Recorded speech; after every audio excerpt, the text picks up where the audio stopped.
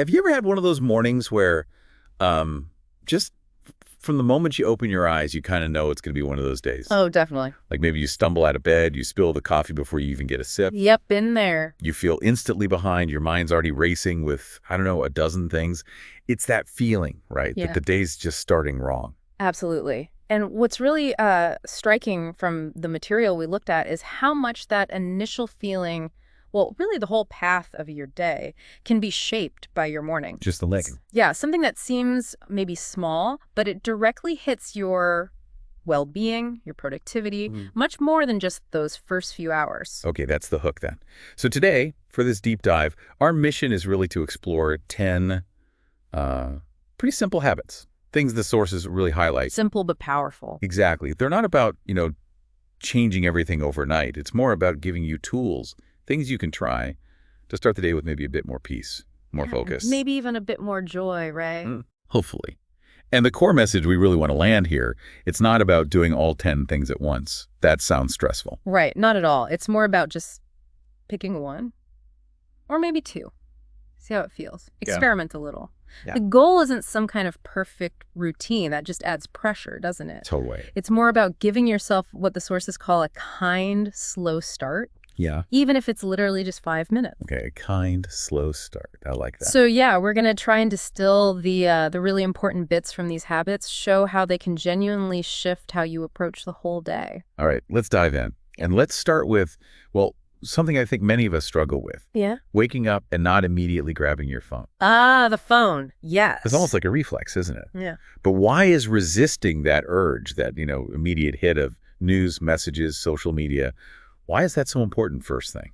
Well, it really comes down to reclaiming that very first bit of your mental space. Your brain's just coming online. And when you grab the phone straight away, you're basically just flooding your prefrontal cortex, the thinking part, with everyone else's demands and information. Before it's even properly woken up. Exactly. Before it's had a chance to sort of orient itself internally, research suggests this immediate digital hit can actually trigger a stress response. Maybe a small one, but it's there. So you start the day already reacting. Precisely. Reactive, not proactive. You're letting the outside world set the agenda before you do.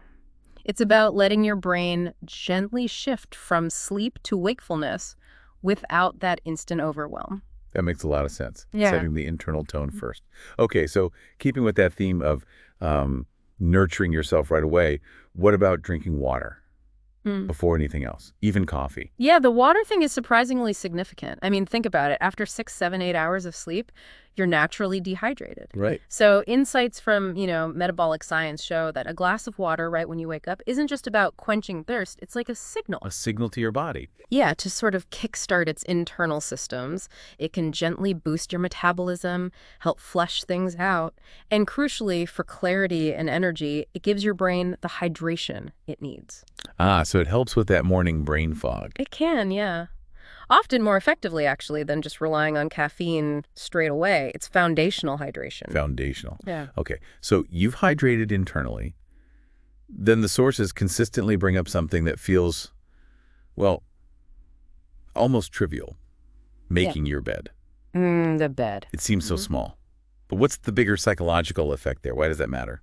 It's kind of a classic example of what psychologists call a small win. The small win. Yeah. You complete a simple, achievable task right at the start. Boom. You've already accomplished something. Yeah. And that gives you an immediate sense of accomplishment, a little bit of control. And that feeling isn't just, fleeting. It often creates this positive momentum. Like one good thing leads to another. Kind of, yeah. A cascade of maybe other productive actions. It's like a tangible little sign. You've started your day with some discipline, some intention. That idea of regaining control right away, I can see how that's powerful. Yeah. Okay, shifting focus a bit outwards. What about opening a window? Or just stepping outside for a minute? Ah, the fresh air and light. Yeah, not like sunbathing, just getting some natural light and air. Why is that recommended? This one taps right into our biology, our connection to the environment. Getting exposure to natural light, even if it's a cloudy day. Even cloudy. Yeah, even then. It's a really powerful signal to your body's internal clock, your circadian rhythm. Okay. Studies show it helps suppress melatonin, the sleep hormone, signaling your brain, okay, time to be alert. But here's the kicker. What's that? That early morning light exposure actually improves your deep sleep quality that night. Really? It affects sleep later on. Significantly. It creates this amazing positive feedback loop for your energy and focus the next day. It's a much gentler wake-up call than just a loud alarm. Wow. Okay. Small external cue, big internal impact. Right. Building on that internal state then, the insight suggests saying one positive thought out loud. Not some huge affirmation, but something simple, like today I'll try my best, or it's okay to go slow. How does actually saying something like that work? This gets into cognitive reframing. Our internal chatter, it massively shapes how we see things, our attitude. Sure. So by actually articulating a simple positive intention, even if you're not totally feeling it yet, you're actively engaging your thinking brain. You're setting a kind of micro-intention. A micro-intention. I like that term. And neuroplasticity research suggests that doing this consistently, even subtly steering your thoughts positively, can actually start to reshape neural pathways over time, moving you away from, say, anxiety towards a more constructive outlook. So you're consciously choosing your mental lens for the day. Exactly. It's a deliberate choice. Okay. So setting the mental compass, then moving the body, even just for like 3 minutes. Good stretch, rolling shoulders, maybe dancing to one song. Oh, yeah, just getting moving. It's not a workout, right? It's more about signaling, okay, body, let's go. What's happening biochemically there? Even that brief movement is super effective. The material highlights how it increases blood flow, gets more oxygen to the brain. That directly boosts alertness, improves mood. Ah, okay. Fights the grogginess. Yeah, it helps break through that sleep inertia, that heavy feeling. And physically moving also signals to your limbic system the emotion and motivation part of your brain. Hey, time to shift into gear. Right. It's about signaling vitality to your physical self, basically, getting it ready. Okay, from physical activation to mental organization. Planning just 3 key things for the day. Not a giant list, just 3. The rule of 3. Why is that specific number 3 considered so helpful, especially if your to-do list feels endless? This tackles that whole concept of decision fatigue and managing, your cognitive load. Right. The insights really emphasize that our willpower, our mental energy, it's finite. It runs out. Right. So if you start your day trying to wrestle with a massive list, trying to prioritize everything, you could actually drain those resources before you even start the important stuff. So you're using up energy just planning. Exactly. By limiting it to just 3 top priorities, you create instant clarity. It reduces that feeling of overwhelm. And you save your best mental energy for actually doing those key things. Makes you more effective, less stressed. Strategic focus, not just ticking boxes. That's a great way to put it. Okay, powerful stuff for mental energy. Now, speaking of fuel, eating something that, as the sources say, loves you back. I like that phrase. Yeah, it's not just grabbing anything, right? It's about providing real sustaining energy. Maybe oatmeal, fruit, eggs. Yeah. Not just sugar or more coffee. Yeah. What's the deep impact there nutritionally? Well, the science is pretty clear on this. A balanced breakfast isn't just calories, it's about stabilizing your blood sugar. Okay. Avoid the spike and crash. Precisely. And stable blood sugar has a huge impact on your mood, your ability to concentrate, and having energy that actually lasts through the morning. Right. Starting with nutrient-dense food prevents those sugar highs and the inevitable lows that make you irritable or unable to focus. Plus, it supports your gut-brain axis. Oh, right, the gut health connection. Yeah, which we're learning more and more plays a massive role in overall well-being, even emotional regulation. It's about building a solid biochemical foundation for the whole day. Building that foundation. Okay, nearly there. Habit number 9. Intentionally listening to something inspiring. Curating your input. Right, like while you're brushing your teeth or making that breakfast.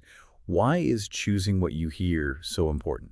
It raises this interesting point about intentional input and priming your subconscious, really. Priming. Yeah.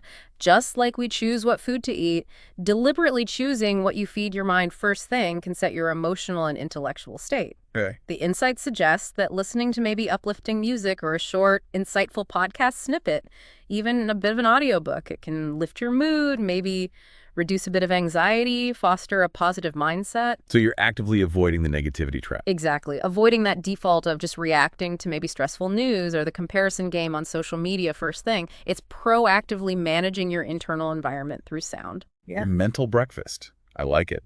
Okay, and finally, number 10. This one might sound almost too simple. Maybe even a bit forced. Smile. Ah, the smile. Even if you don't feel like it. Yeah.